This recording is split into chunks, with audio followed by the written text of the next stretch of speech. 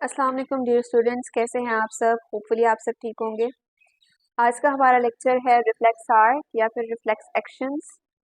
ये क्या होते हैं? बेसिकली जो हमारे किसी भी एक्सटर्नल चेंज के ऊपर जब हम लोग कोई रिस्पॉन्स करते हैं, जो एक्शंस परफॉर्म करते हैं, उसको कहते हैं रिफ्लेक्स आर्क या फिर रिफ्लेक्स एक्शन। तो मैं इसको यहाँ पे मेंशन कर देती हूँ। The actions performed by our bodies is called reflex arc या फिर reflex action। अब इसमें हमारे पास दो टाइप्स आ जाती हैं, या तो ये होंगे वॉलेंटरी एक्शंस होंगे, या फिर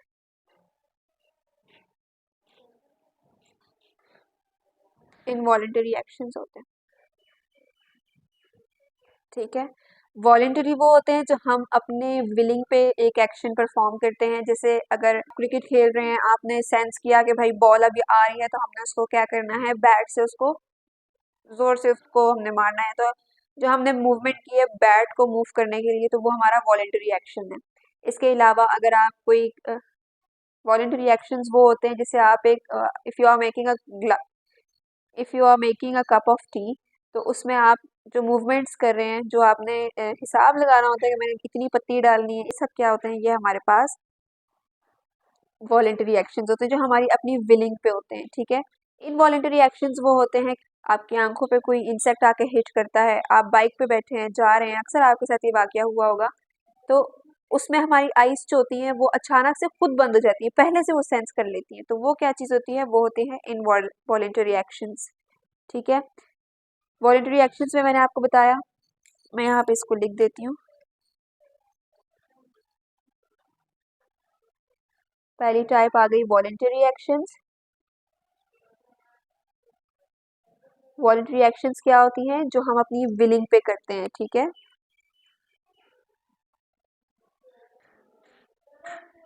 एक्शंस बाय आवर ओन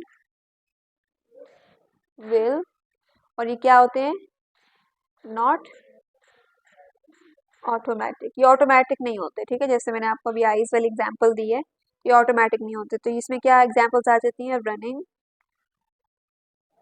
या वॉकिंग। ठीक है, ये एग्जांपल्स आ जाती हैं। फिर अगर मैं आपको इनवॉलेंटरी एक्शंस की बात करूं, इनवॉलेंटरी एक्शंस क्या होते हैं, involuntary actions are the actions that occur automatically, occur automatically. ठीक है, और इसमें कौन सी एग्जांपल्स आ जाती हैं, इसमें आ जाती हैं हार्ट बीट भी आ जाती है। हार्ट बीट आप अपनी मर्जी से तो नहीं कर रहे ना, दिल जो है वो खुद ब खुद पंप कर रहा है ब्लड को। ठीक है, इसके अलावा पेरिस्टाल्सिस। पेरिस्टाल्सिस क्या होता है बच्चों, पेरिस्टाल्सिस जो हम जब इनटेक करते हैं फूड को, तो जो बॉलस फॉर्म होता है जब वो हमारे ओसोफेगस के अंदर जाता है, तो वो एक मूवमेंट सी क्रिएट होती है, उसको पेरिस्टाल्सिस बोलते हैं। ठीक है, फिर उसके बाद सेक्रेशन ऑफ गैस्ट्रिक ग्लैंड्स। इसके अलावा भी बहुत सारी एग्जांपल्स हैं, ये कुछ मेजर जो डिस्कस करनी थी वो यही है। ठीक है, नेक्स्ट हमारे पास आ जाता है, रिफ्लेक्स आर्क। क्या होता है रिफ्लेक्स आर्क बच्चों? जो पूरा फिनोमेना होता है ना, एक्सटर्नल कंडीशंस के साथ हमने जो रिस्पांस प्रिपेयर किया और वो सब जो फिनोमेना होता है, उसको रिफ्लेक्स आर्क बोलते हैं। ठीक है बच्चों, रिफ्लेक्स आर्क क्या होता है? रिफ्लेक्स आर्क हमारे पास पूरा पाथवे जो आता है, नर्वस पाथवे जो होता है, जो मैसेज से जो मैसेज को रिसेप्टर से ब्रेन तक, फिर ब्रेन से रिस्पॉन्स यानी इफेक्टर्स तक लेके जाता है, उस पूरे पाथवे को हम बोलते हैं रिफ्लेक्स आर्क। ठीक है, the nervous pathway is called reflex arc। Okay, reflex arc में क्या होता है बच्चों, इसमें हमारे पास क्या क्या चीज़ें आ जाती हैं, सेंस ऑर्गन्स आ जाते हैं। सेंस ऑर्गन्स आप लोगों को पता है ना, we have 5 senses, sense of touch, taste, यहाँ पे मैं मेंशन कर देती हूँ। सेंस ऑर्गन्स हमारे पास आईज, नोज, टंग, स्किन और ईयर्स। अब ये किस किस के लिए होते हैं? ये साइट के लिए यूज हो रही हैं, ये स्मेल के लिए यूज हो रही हैं, ये टेस्ट के लिए, टच और हियर। ठीक है, ये we have these 5 sense organs जो कि 5 सेंसेस में काम करते हैं। सेंस ऑर्गन्स आ जाते हैं। दूसरी चीज हमारे पास आ जाती है सेंसरी न्यूरॉन्स। सेंसरी न्यूरॉन्स मैंने आपको बताया था कि ये क्या फंक्शन परफॉर्म करते हैं। सेंसरी न्यूरॉन्स जो हैं वो रिसेप्टर्स से सेंट्रल नर्वस सिस्टम तक हमारे पास मैस इंफॉर्मेशन लेके जाते हैं। थर्ड चीज हमारे पास आ जाती है इंटरन्यूरॉन्स। इंटरन्यूरॉन्स क्या होता है बच्चों? ये मैंने आपको बताया था, ये हमारे पास सेंट्रल नर्वस सिस्टम के अंदर प्रेजेंट होते हैं और इनका फंक्शन क्या होता है? इनका फंक्शन ये होता है कि मैसेज को कन्वर्ट करते हैं ये रिसेप्टर्स से इफेक्टर्स में कन्वर्ट करते हैं। ठीक है, मैसेज को रिसेप्टर से लेकर आए सेंट्रल नर्वस सिस्टम के अंदर, सेंट्रल नर्वस सिस्टम के अंदर ये इंटरन्यूरॉन्स प्रेजेंट है, तो जब मैसेज प्रोसेस हो जाएगा तो वो इफेक्टर्स के अंदर चला जाएगा। ठीक है, और इंटरन्यूरॉन्स के अलावा हमारे पास आ जाते हैं मोटर न्यूरॉन्स।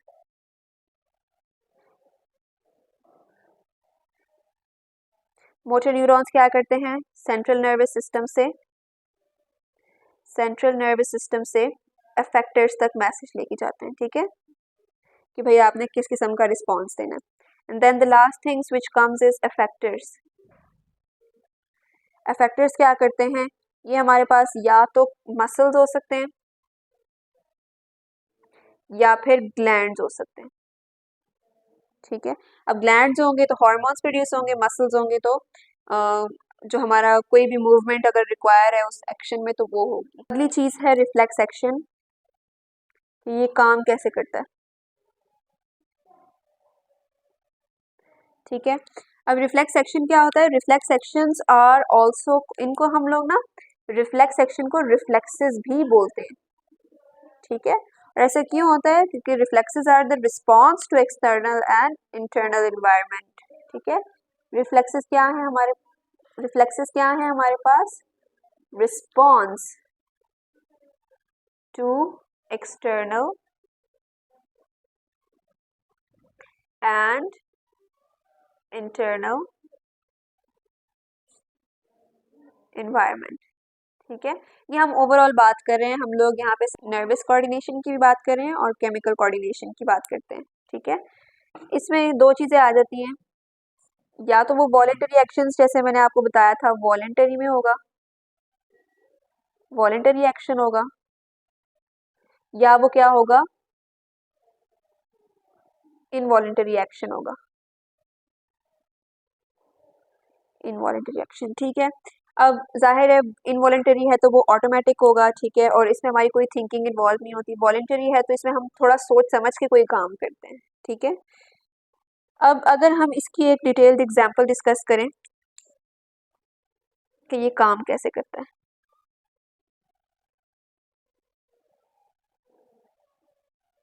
इसकी एक एग्जांपल डिस्कस कर लेते हैं ताकि हमें मजीद अच्छे से समझ आ जाए कि ये काम कैसे करता है।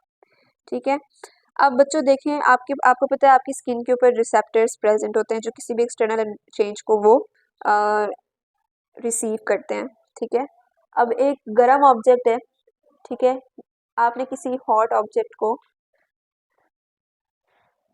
टच किया, आपको क्या फील होगा? जाहिर है आपके इम्पल्स प्रोड्यूस होंगे।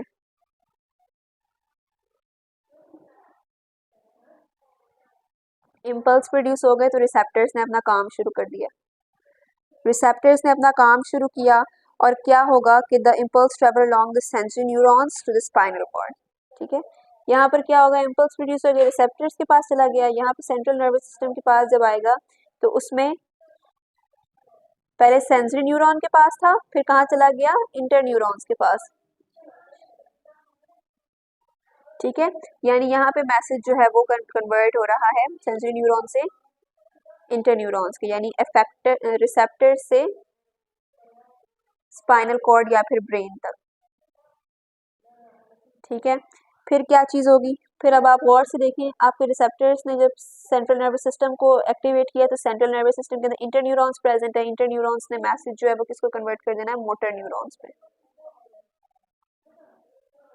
ठीक है, मोटर न्यूरॉन्स क्या करेंगे, इफेक्टर्स को बोलेंगे जी आप अपना हाथ हट, वो मैसेज जो होगा वो क्या होगा कि भाई ये चीज़ गर्म है, आप अपना हाथ यहाँ से हटा लें। अब क्या होगा, मोटर न्यूरॉन्स ने इफेक्टर्स को मैसेज दे दिया and you take your hand away। ठीक है, ये होता है। ठीक है, और ये इतना क्विक एक्शन होता है कि इसमें टाइम का तो बिल्कुल पता ही नहीं चलता, डायरेक्ट। अब जाहिर है ऐसा तो नहीं होगा ना कि पहले आपने किसी चले मैं आपको इस तरह, ऐसा तो नहीं होगा कि आपने किसी गर्म पतीले पे हाथ रख दिया तो क्या होगा कि अब आप बैठे रहे पहले कि आपके रिसेप्टर्स जो हैं ये लेके जाए मैसेज, फिर वो सेंट्रल नर्वस सिस्टम तक जाए, फिर मोटर न्यूरॉन्स, फिर इफेक्टर्स, फिर आप अपना हाथ हटाएं। भाई इतना जल्दी, ये पलक झपकने से पहले पहले ये काम सारा हो जाता है, ये इतना क्विक एक्शन होता है। ठीक है, और फिर आप अपना उसका रिस्पॉन्स क्या देंगे, आप अपना हाथ वहाँ से हटा लेंगे। ठीक है, और इनवॉलेंट्री एक्शंस का मैंने आपको बताया था कि जैसे स्नीजिंग हो गया, कफिंग हो गया, या फिर ब्लशिंग, स्क्रैचिंग, ये क्या एग्जांपल्स हैं, ये सडन थिंकिंग इसमें इन्वॉल्व नहीं होती। ठीक है, सडन ब्लिंकिंग ऑफ आई जो है ये हो गई, इसमें क्या होता है, ये हमारे पास इनवॉलेंट्री एक्शंस में आ जाता है। ठीक है, होपफुली आपको लेक्चर समझ आ गया होगा। हमने रिफ्लेक्स आर्क और रिफ्लेक्स एक्शन पढ़ा कि रिफ्लेक्स आर्क किसको बोलते हैं, वो पाथवे जिसमें ये जो पूरा पाथवे है ना, ये हमारे पास रिफ्लेक्स आर्क है। लेकिन वो जो एक प्रोसेस हो रहा है ना कि आपने किसी चीज को टच किया, आपको फील हुआ कि ये या तो बहुत गर्म है या फिर बहुत ठंडी है, तो उसका जो रिस्पॉन्स प्रोड्यूस हुआ, वो जो एक्शन पूरा आपने किया उसको क्या बोलते हैं, उसको हम लोग रिफ्लेक्स एक्शन बोलते हैं। ठीक है बच्चों।